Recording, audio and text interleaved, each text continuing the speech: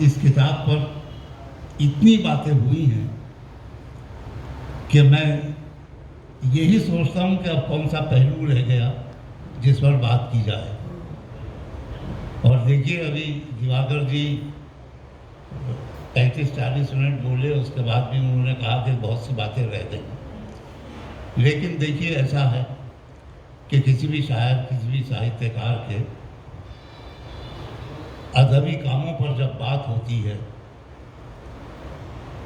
तो वो सिर्फ एक महफिल में नहीं होती, किसी एक गोष्ठी में नहीं होती, बातें होती रहती हैं।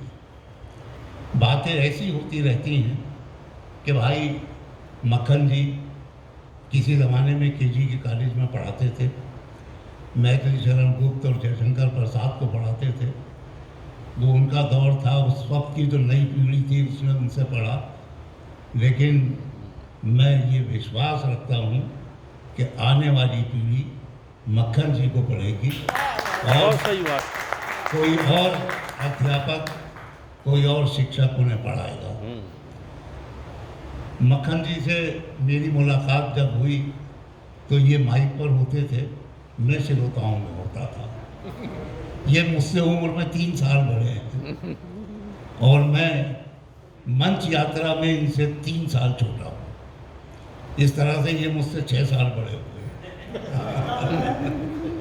इस तरह ये मुझसे 6 साल बड़े हुए। मैं बहुत खुश हूँ कि गीतों के भी घर होते हैं, उस पर खूब चर्चा हुई। अब तक यही समझते रहे कि गीतों के घर लोगों के दिल होते हैं, लोगों की प्रेम कहानियाँ होती हैं, लोगों की तन्हाइयों के नगमे होते हैं। लेकिन मक्खन जी के गीतों का घर देखकर ये समझ में आया कि गीतों का घर व्यंग भी होता है, इसलिए कि ये एक व्यंगकार के गीत हैं। और गीतों में भी व्यंगकार सोया नहीं है, उसने कई जगह लोगों को सचेत किया, कई जगह संबोधित किया, कई जगह ये बताया कि तुम्हें क्या करना है। तो एक साहित्यकार की इससे बड़ी उपलब्धि क्या हो सकती है कि वो जिस रूप में भी हो अपनी जड़ों के साथ मौजूद रहे। उनके गीत की जड़ें व्यंग में हैं। और बात हो रही थी अभी गांव के परिवेश की। मक्खन जी का ये भी कमाल है कि वो शहर में रहते हुए भी अपने गांव को नहीं भूले। और ये कमाल कोई बड़ी बात नहीं है। हर वो शख्स जिसे अपनी तहजीब से प्यार होता है, अपनी मिट्टी से प्यार होता है, अपनी मिट्टी की खुशबू से प्यार होता है, वो कहीं भी रहे उसे नहीं भूल सकता। और मक्खन जी ने इस बात को साबित किया। और मक्खन जी का कमाल ये है कि उस गांव की मिट्टी की खुशबू को उन्होंने अपने गीतों का भी रूप दिया है। ये बड़ी बात है। बहुत सी बातें मेरे जहन में थी कि मैं ये कहूँगा, वो कहूँगा, लेकिन मालूम ये हुआ कि मुझसे पहले आने वाले तो सब कह गए।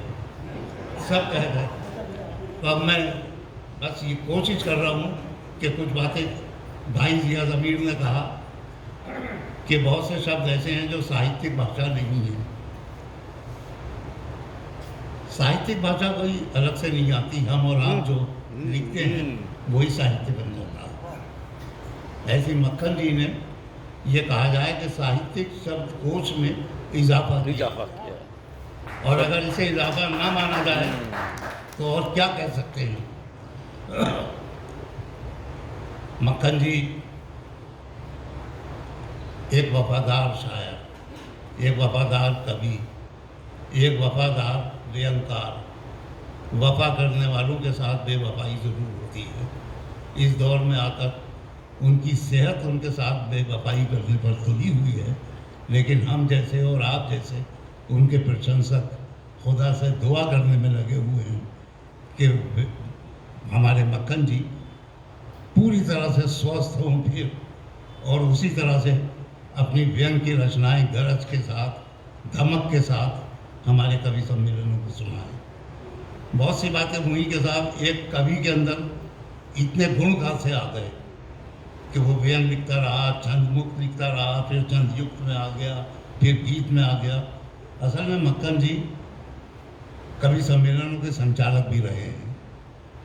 और जो संचालक होता है वो हर विधा का एग्जामिनर बन जाता है। वाह भाई वाह भाई वाह, हर बहुत विधा का बढ़िया भाई, एग्जामिनर बनता वाह भाई वाह, बहुत है। और सुंदर। ऐसा वैसा एग्जामिनर नहीं, भाई महेश दिवाकर जैसा जिन्होंने 30-35 लोगों को पीएचडी कराई, वो 30-35 नहीं बल्कि 100-200 पीएचडी करने वाले लोग उस संचालक के दिल में रहते हैं, उसके दिमाग में रहते हैं, उसके दिमाग में रहते हैं।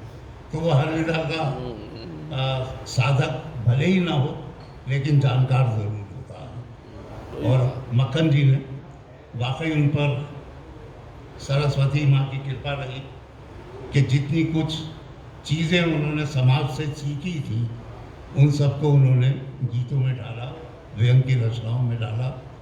मैं दुआ करता हूँ कि वो बहुत देर सलामत रहें, बहुत दिन सलामत रहें, ऐसी ऐसी बहुत सी किताबें आएँ और हम उन किताबों के जश्न में शरीक हों, मक्खन जी को मुबारकबाद दें, साथ में अपने दोस्तों के मिल बैठें और अच्छी अच्छी बातें सुनें। बहुत बहुत शुक्रिया, बहुत बहुत शुक्रिया।